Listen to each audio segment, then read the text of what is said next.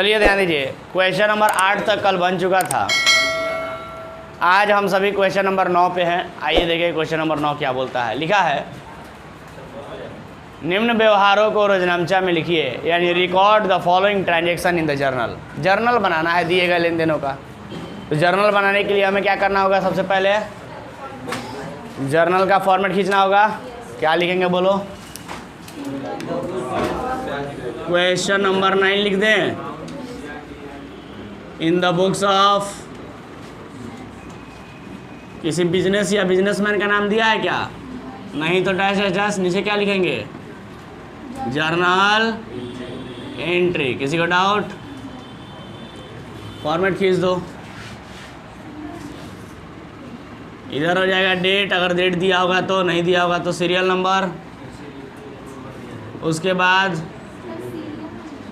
Date नहीं दिया है तो डेट हटा देते हैं, सीरियल नंबर लिख देते हैं।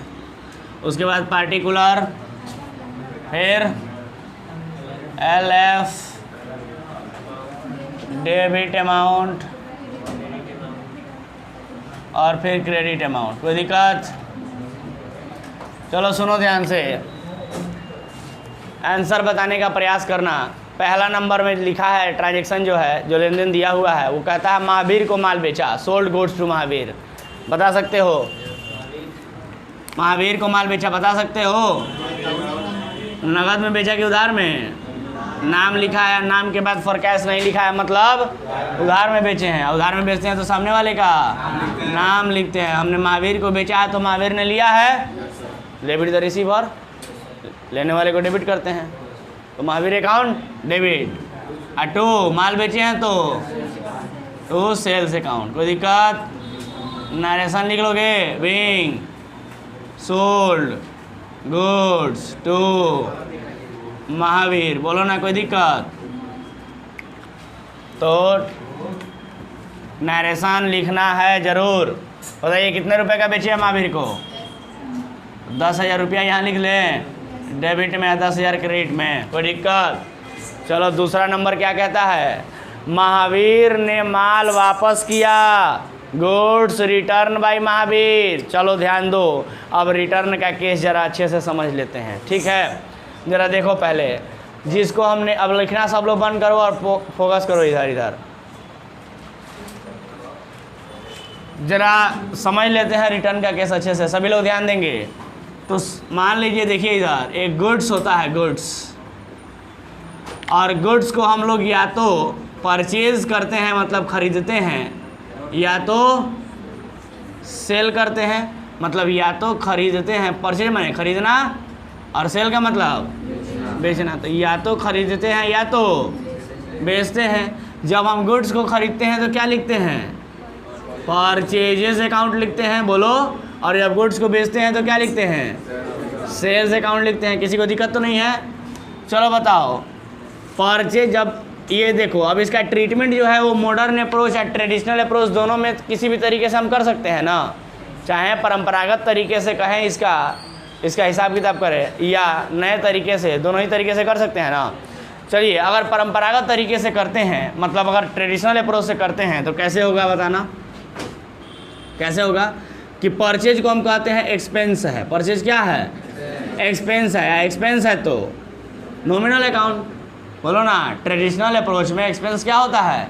नॉमिनल अकाउंट होता है। और नॉमिनल अकाउंट में एक्सपेंस को क्या किया जाता है? Debit all expenses and losses. मालूम है ना, एक्सपेंस लॉस को डेबिट करते हैं तो डेबिट करेंगे।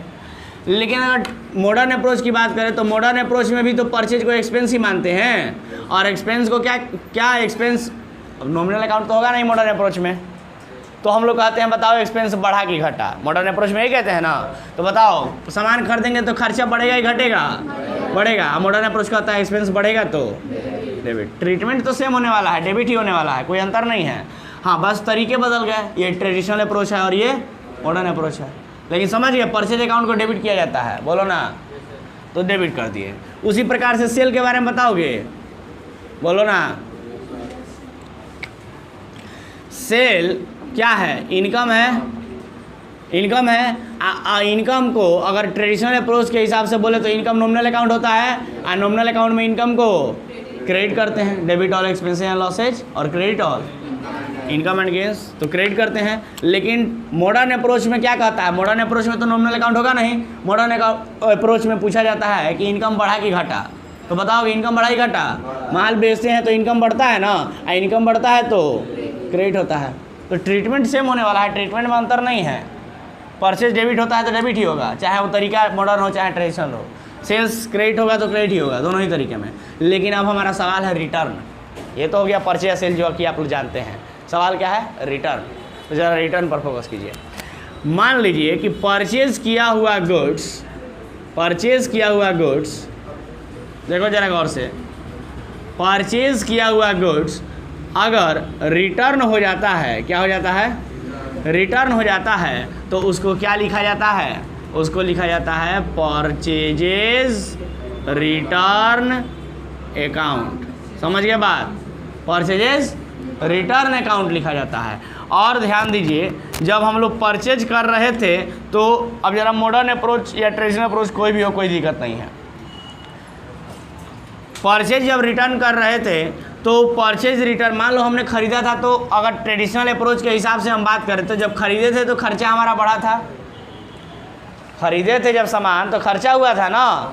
लेकिन अब बताओ खरीदा हुआ माल अगर वापस कर दें हम तो खर्चा हमारा कम हो गया कि नहीं हो गया, हो गया ना।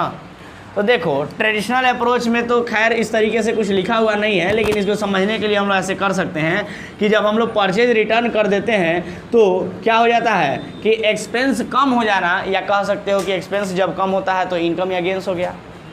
एक्सपेंस कम होना, खर्चा तुम्हारा कम हो गया का मतलब इनकम या गेंस नहीं बोल सकते हो, बोल सकते हैं। तो इनकम या गेंस हम ऐसा बोल सकते हैं कि या तो हमें इनकम हो गया या तो हमें क्या हो गया, गेंस हो गया। क्यों, क्योंकि हमने खरीदा हुआ माल क्या कर दिया, वापस कर दिया।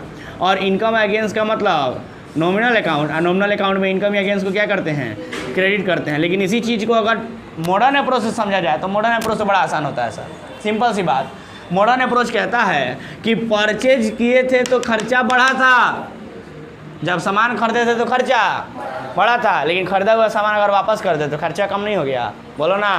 तो खर्चा क्या हो गया, एक्सपेंस घट गया। एक्सपेंस क्या हो गया, घट गया। और एक्सपेंस घटता है तो, एक्सपेंस बढ़ता है तो डेबिट, एक्सपेंस घटता है तो क्रेडिट। देख रहे हो, सेम ही होने वाला है। मैंने परचेज रिटर्न को क्या किया जाएगा, क्रेडिट किया जाएगा।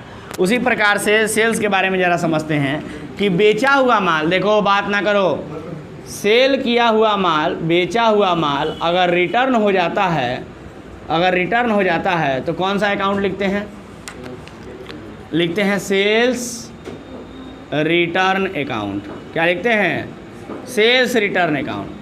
और सेल्स रिटर्न अकाउंट को भी हम दोनों तरीक़ों से समझ सकते हैं, मॉडर्न अप्रोच, ट्रेडिशनल अप्रोच। लेकिन अब हम आप लोगों से कहेंगे कि ट्रेडिशनल अप्रोच से प्रयास कम करें, मॉडर्न अप्रोच से प्रयास ज़्यादा करें चीज़ों को बनाने के लिए, ठीक है।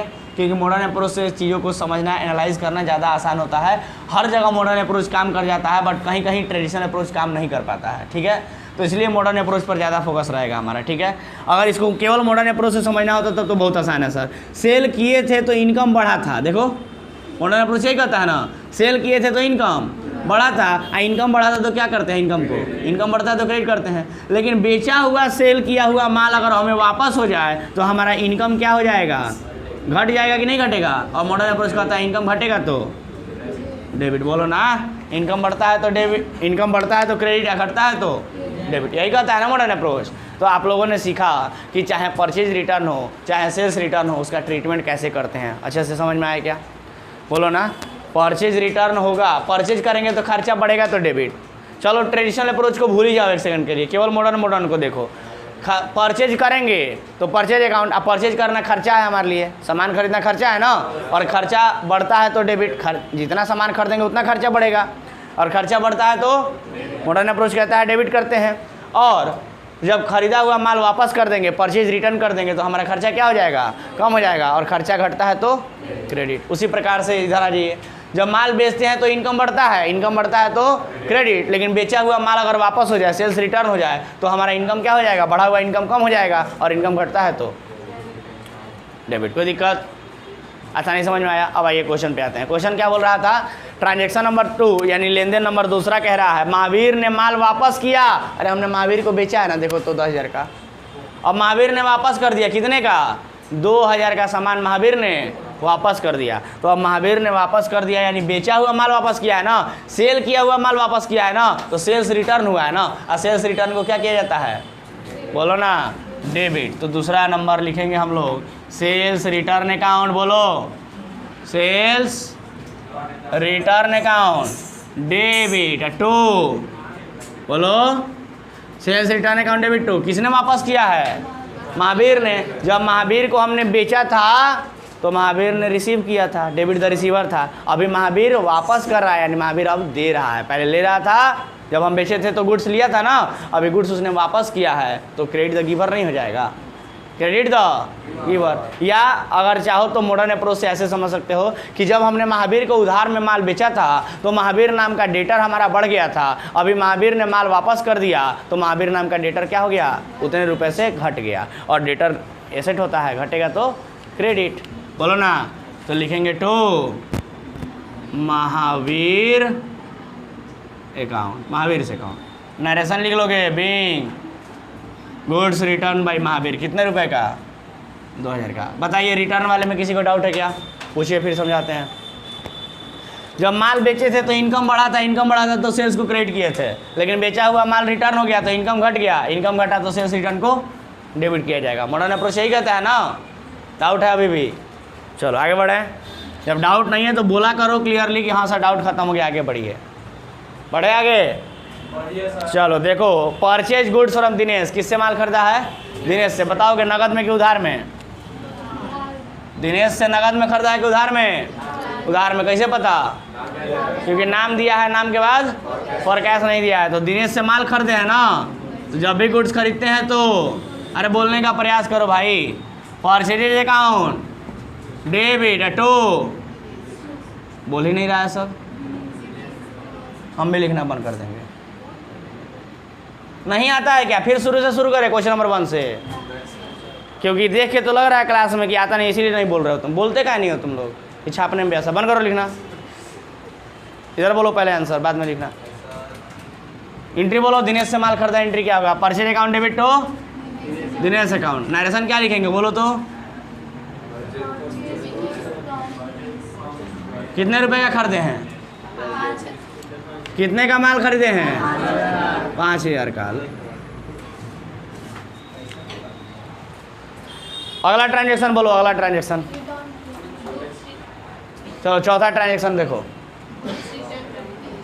Goods return to Dinesh. अब दिनेश से हमने खरीदा है, दिनेश को हमने क्या कर दिया, अब वापस कर दिया। खरीदा हुआ माल वापस कर दिए। तो परचेज किए हुए माल अगर रिटर्न किए तो उसको क्या लिखते हैं, परचेज रिटर्न अकाउंट। और परचेज रिटर्न हमारा क्या कर देता है, एक्सपेंस को घटा देता है, और इसलिए उसको क्या करते हैं, क्रेडिट करते हैं। तो हम लोग क्रेडिट करेंगे परचेज रिटर्न को ना, लेकिन डेबिट में क्या होगा, तो जिसको वापस किया गया है, दिनेश से हमने खरीदा था तो दिनेश गिवर था, तो क्रेडिट द गिवर किए थे, लेकिन अभी हम दिनेश को वापस कर रहे हैं तो दिनेश क्या हो जाएगा, डेबिट द रिसीवर।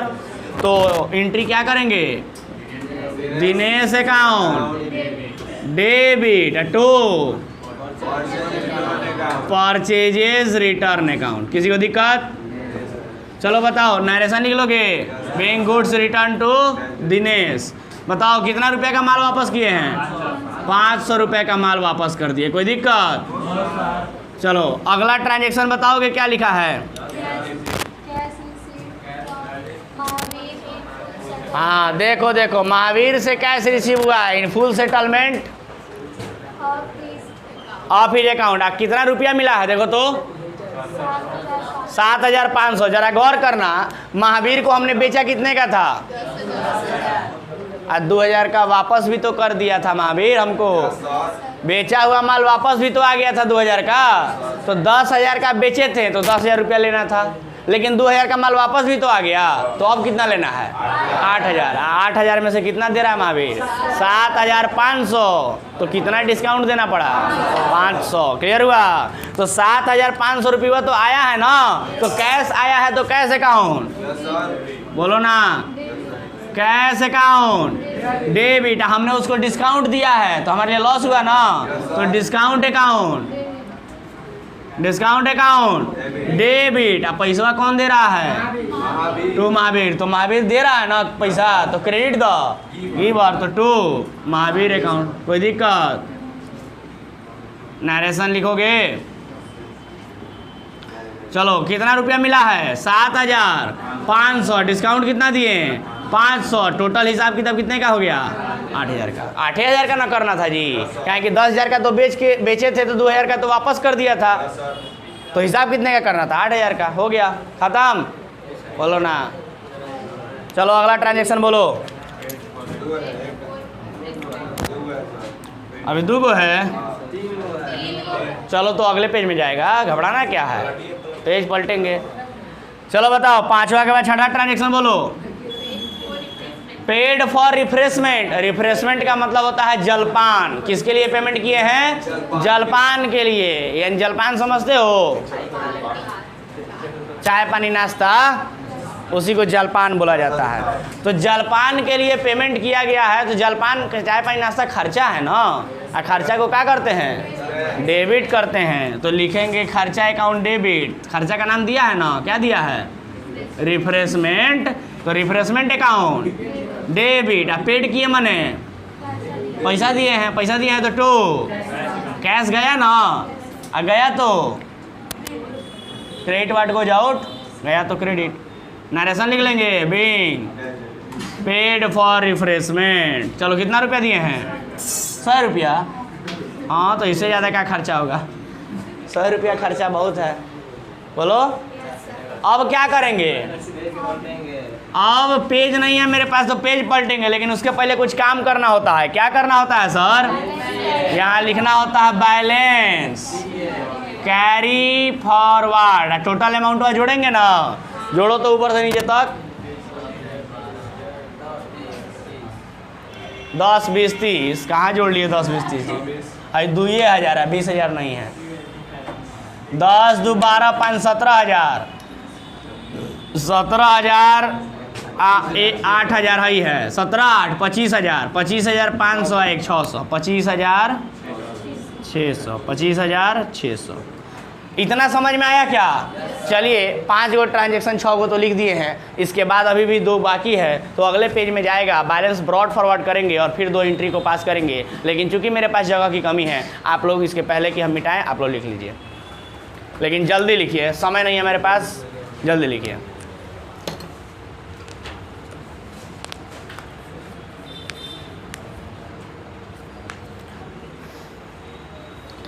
इधर वाला भी कॉन्सेप्ट भी लिखना है एक अलग पेज में। ये सब जो कॉन्सेप्ट है ना, इसको भी पूरा लिखना है एक अलग पेज में। स्पेलिंग मिस्टेक नहीं होना चाहिए, जरा गौर से देखना। हम सेल कब कहाँ कैसे लिखे हैं? SELL, सेल माने बेचना। लेकिन जब अकाउंटिंग में हम लोग लिखते हैं वहाँ सेल्स अकाउंट, तो SALES लिखते हैं, सेल्स अकाउंट। समझ गए? तो ये सब बात स्पेलिंग पर ध्यान दिया करो। जर्नल एंट्री में कभी भी SALES सेल्स लिखा जाता है, ठीक है?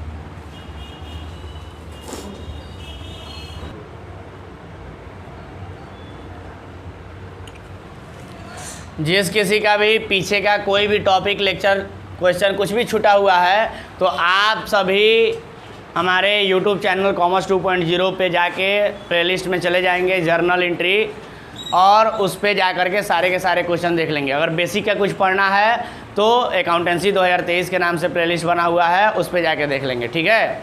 लेकिन ध्यान रहे, जब वीडियो देखेंगे तो 2-3 बातों का ध्यान देंगे। सबसे पहली बात कि सर वीडियो जब भी देखें तो मोबाइल को वर्टिकल फॉर्मेट में रख के ना देखें, माने ऐसे वीडियो को ना देखें, बल्कि हॉरिजॉन्टल फॉर्मेट में करके देखें, ऐसे, ठीक है?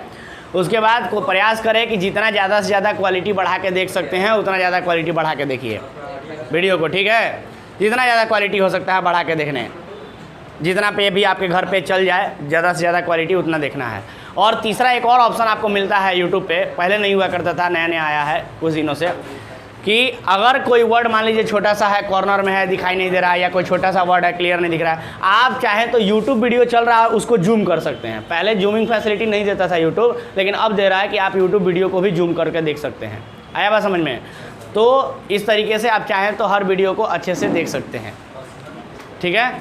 तो प्रयास कीजिएगा कि कोई भी क्वेश्चन, कोई भी कंसेप्ट, कोई भी टॉपिक आपका छूटा हुआ ना हो। अगर छूटा हुआ है तो वो जाके हमारे चैनल पे यूट्यूब से मैनेज कर ले, आप देख ले, ठीक है। किसी का कुछ छूटा हुआ नहीं होना चाहिए। हो गया, लिख लिए बाकी लोग? चलो आगे बढ़ते हैं। चलो ध्यान दो, बैलेंस कैरी फॉरवर्ड आप देख सकते हैं कि 25,600 रुपया किया गया है। अब इसी बैलेंस कैरी फॉरवर्ड को हम ऊपर ले जाएंगे, क्या लिखेंगे? बैलेंस ब्रॉड फॉरवर्ड, है कि नहीं? तो नया पेज हम लोग बना लेते हैं। चलिए, ये रहा नया पेज मेरा, देखिए।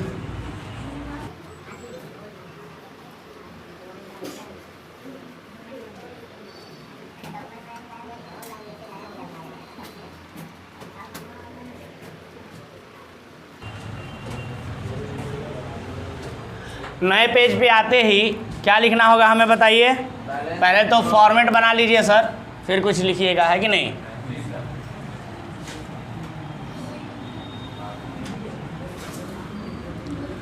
चलिए ध्यान दीजिए, और यहाँ क्या लिखेंगे बताइए? Balance brought forward. कितना रुपया लिखेंगे? 25,000। यही कैरी फॉरवर्ड ही तो जाएगा अगले पेज में। तो कैरी फॉरवर्ड 25,600 है, तो ब्रॉड फॉरवर्ड भी 25,600 हो जाएगा। कोई दिक्कत? चलो बताओ, अब अगला छठे नंबर ट्रांजेक्शन के बाद 7वें नंबर पे आ जाते हैं। और 7वें नंबर ट्रांजेक्शन क्या बोलता है, बोलो?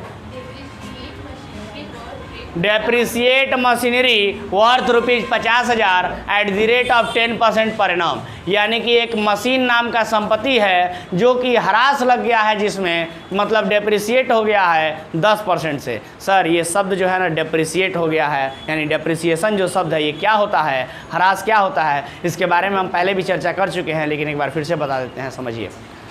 कहता है कि एक 50,000 का मशीन है जो कि 10% से डेप्रिसिएट हो गया है। और डेप्रिसिएशन का मतलब होता है कि किसी भी संपत्ति के मूल्य में कमी आना, किसी भी संपत्ति के मूल्य में कमी आना, इसी को क्या बोलते हैं?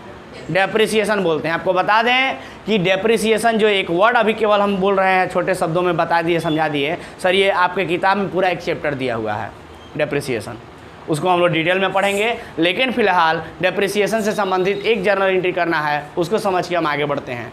तो डेप्रिसिएशन का मतलब अभी भी मैंने बताया कि अस्थायी संपत्ति जो भी होते हैं उनके मूल्यों में जब कमी आता है, यानी कि जब डिक्रीज होता है वैल्यू किसी एसेट का, तो उसी डिक्रीज होने को क्या बोलते हैं? घटने को क्या बोलते हैं?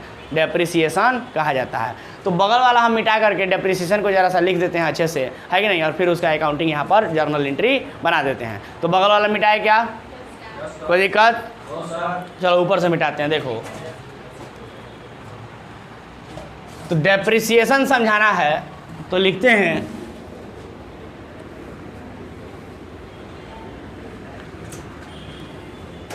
ध्यान दो, देखो कोई एसेट होता है, जैसे मान लो कोई मशीन है और उस मशीन पर क्या लगता है? डेप्रिसिएशन। डेप्रिसिएशन मतलब होता है ह्रास। क्या होता है? ह्रास। ये ह्रास क्या होता है सर? तो ह्रास होता है डिक्रीज इन द वैल्यू। हालांकि इसको और डिटेल में हम पढ़ाएंगे जब चैप्टर पढ़ाएंगे डेप्रिसिएशन, तब, ठीक है? जब ह्रास चैप्टर पढ़ाएंगे ना डेप्रिसिएशन, तो और डिटेल में इसको चर्चा करेंगे। फिलहाल छोटे शब्दों में जान लीजिए, क्योंकि एक ही एंट्री तो करना है। तो decrease in the value of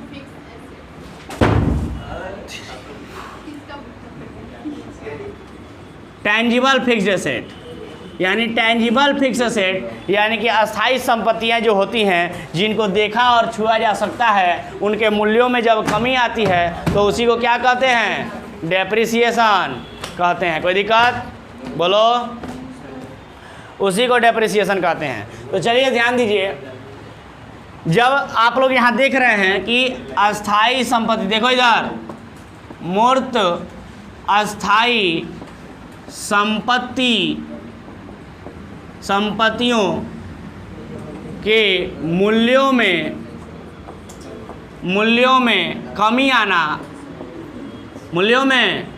कमी आना क्या कहलाता है? ह्रास कहलाता है। समझे क्या? क्या कहलाता है? ह्रास कहलाता है।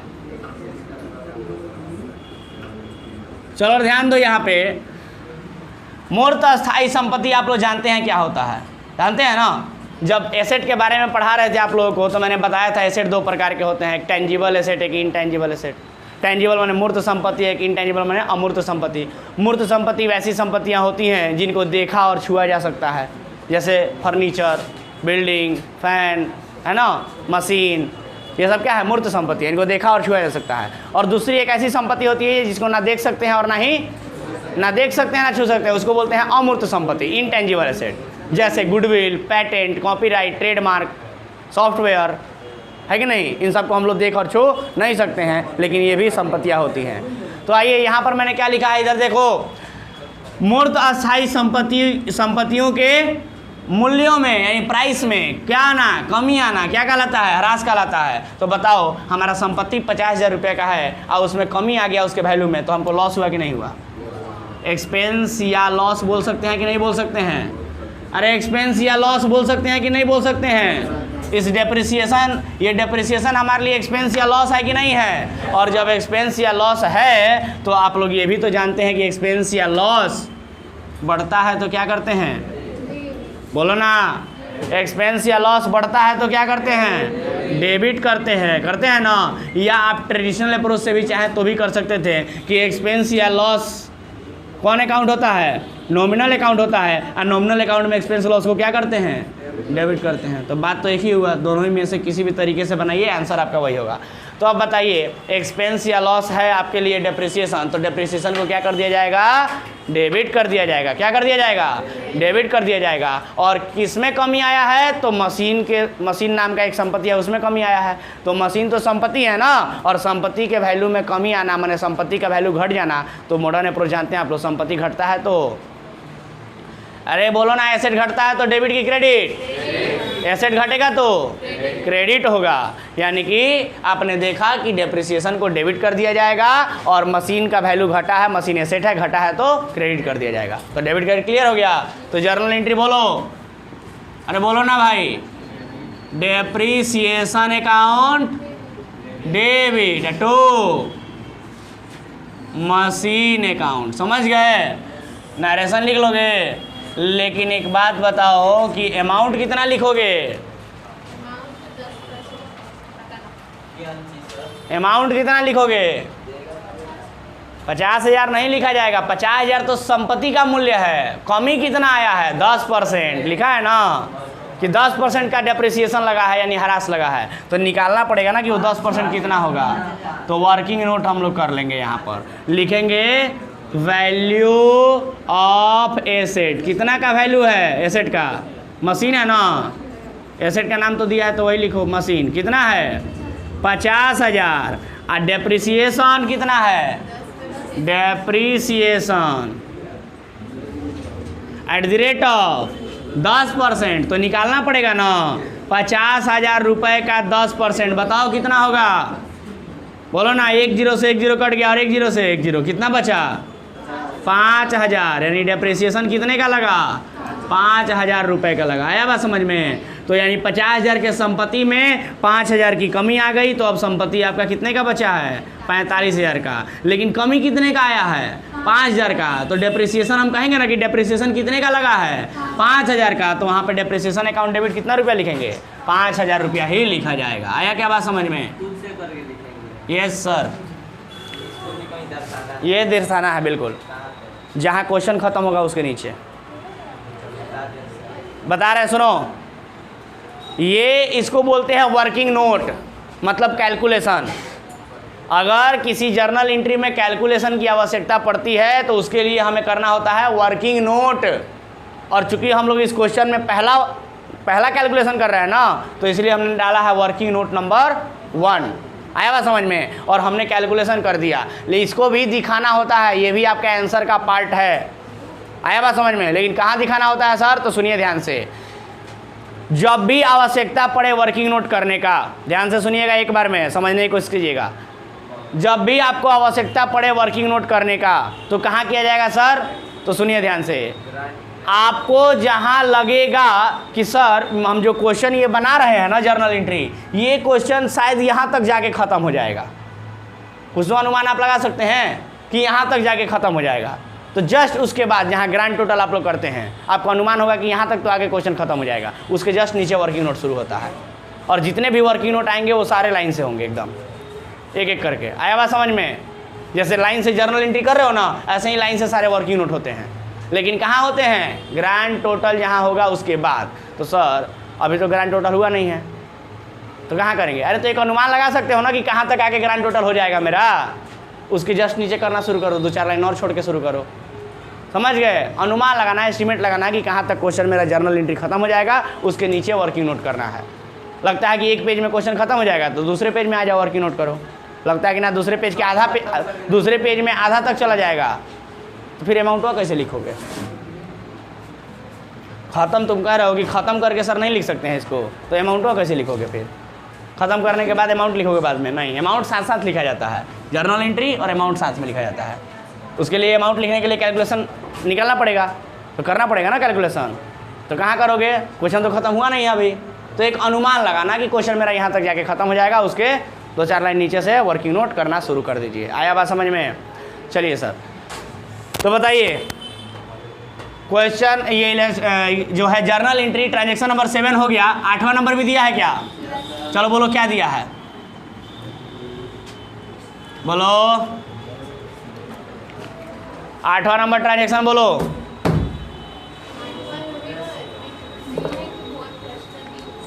विड्रू फॉर यानी पर्सनल यूज के लिए निकाला। तो जानते हो ना, जब भी पर्सनल यूज के लिए कोई भी चीज़ निकालते हैं खुद के लिए या अपने घर वालों के लिए, तो क्या लिखते हैं?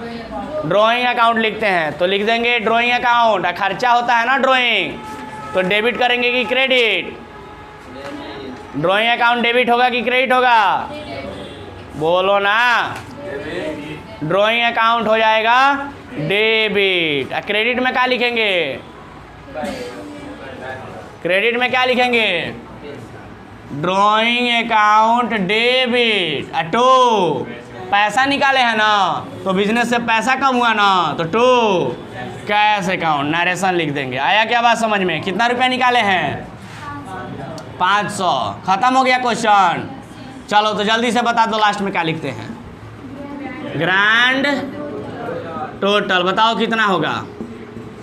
टोटल जोड़ो 25,600 5,000 500 31,100। तो लिख देंगे यहाँ पर 31,100 31,100। ख़त्म। चलो तो मेरे तरफ से आज के लिए इतना ही, मिलते हैं अगले क्लास में, तब तक के लिए टाटा बाय बाय। लेकिन